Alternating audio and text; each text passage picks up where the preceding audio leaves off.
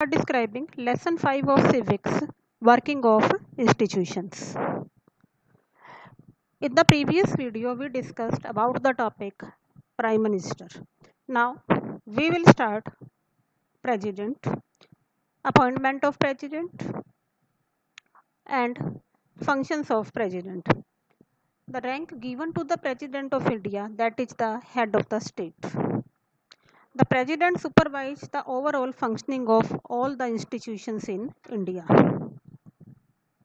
Now, how the elections are held for the post of president. President is not directly elected by the people. The person who is standing for the post of president, if he will get a majority of votes from MPs and MLAs, then he will elected as the president. So for the election of president, MPs and some MLAs from each state, they do voting, and the people who are standing for the post of president, the person who get the majority of votes get elected as the president. Powers of president, there are wide ranging powers of president. What are the major powers? All the government activities take place on the name of president. All the laws and major policy decisions of the government are made on the name of president. As earlier also we discussed, the president has the power or final authority for making a law. A bill becomes a law only when president give assent to it. If the president wants, he can delay this for some time and send the bill back to the parliament for reconsideration.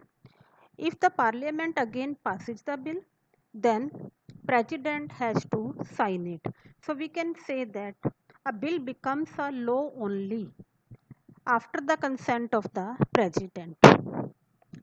Third, all the major appointments in the country are made on the name of the president, such as appointment of Chief Justice of India, judges of Supreme Court and High Courts of the states, governors of states, election commissioner, ambassadors. All these are appointed only by the president. All international treaties and agreements are signed only on the name of the president. President is the supreme commander of defense forces or three forces of India.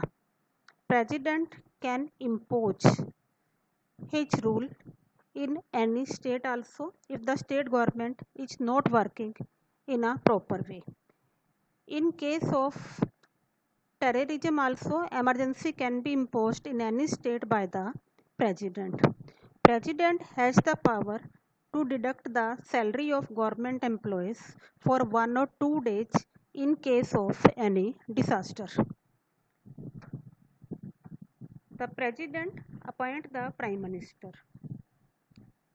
So we can say that president has large number of powers.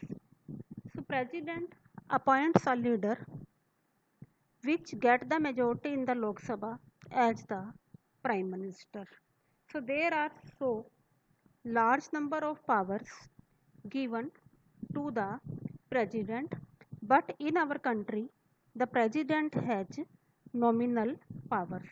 If we compare it with other countries, in so many countries president has more power than president of India. For example, all we are aware about USA. In USA, the powers of president is more.